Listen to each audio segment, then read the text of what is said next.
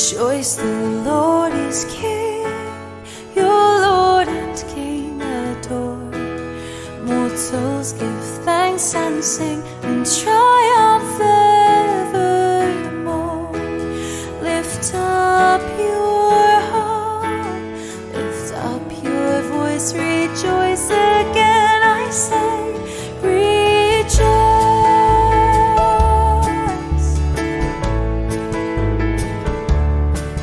Jesus the Savior reigns, the God of truth and love.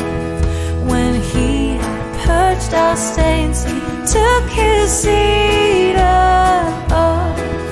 Lift up your heart, lift up your voice, rejoice again, I say, rejoice.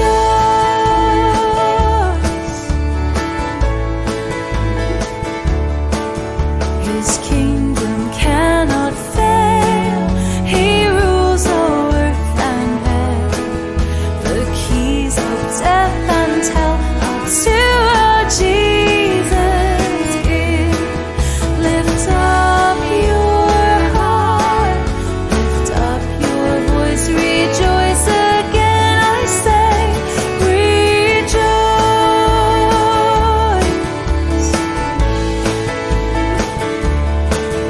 He sits at God's right hand till all his foes submit and bow to his command and fall beneath his feet. Lift up your heart, lift up your voice, rejoice again, I say, rejoice.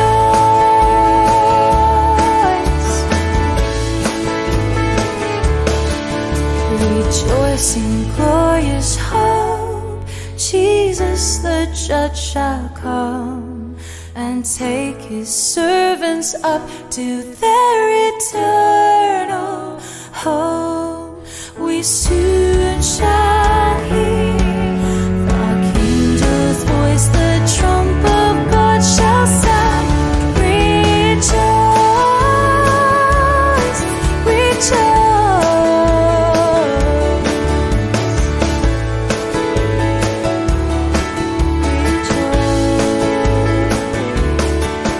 Lift up your heart, lift up your voice, rejoice again, I say, rejoice.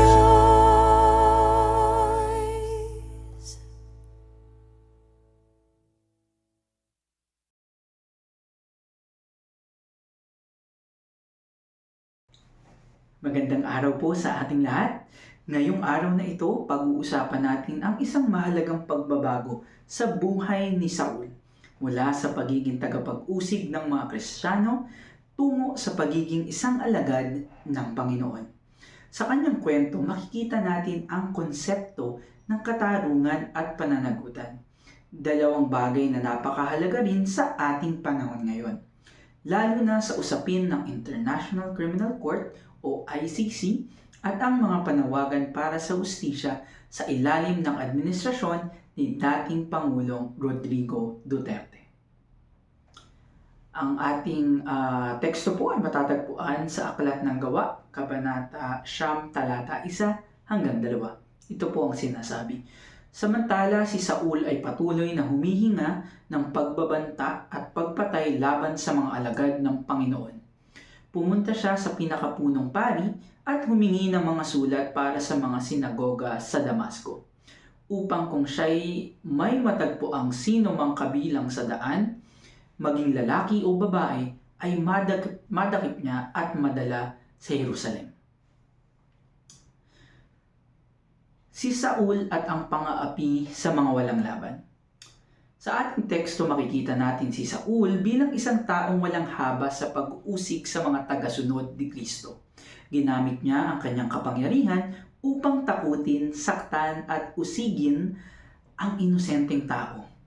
Hindi ba't nakikita rin natin ito sa ating kasaysayan sa ilalim ng war on drugs ni dating Pangulong Duterte? Libo-libong Pilipino, kabilang ang mahihirap at inosente, ang namatay ng walang due process.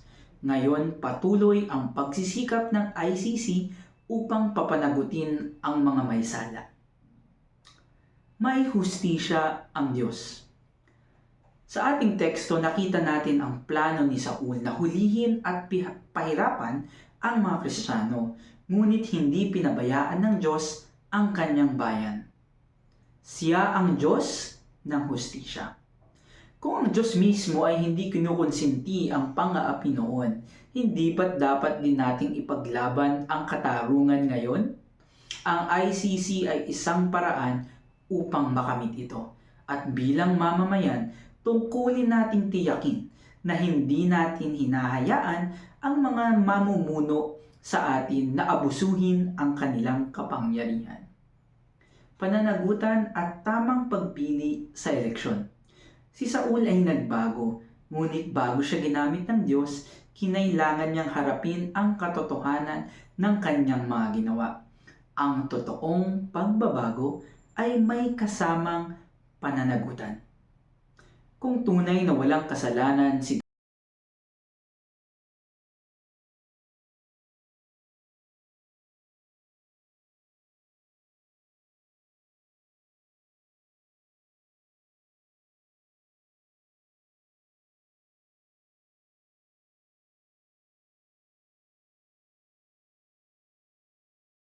na ang ating mga leader ay yaong may malasakit sa bayan, hindi sa sariling kapakanan. Ating hamon po ngayong umagang ito, maging tagapagtaguyod ng hustisya. Huwag tayong matakot na manindigan para sa tama. Maging matalino sa eleksyon. Sa Mayo, piliin natin ang mga kandidatong tunay na maglilingkod at may integridad. Panghuli, huwag kalimutan ang mga biktima ng pang-aabuso. Katarungan ang dapat manaig, hindi ang pagtatakip sa kasalanan. Tayo pong lahat ay manalangin. Panginoon, Ikaw ang Diyos ng katarungan. Huwag mong hayaan na manaig ang kasamaan sa aming bayan.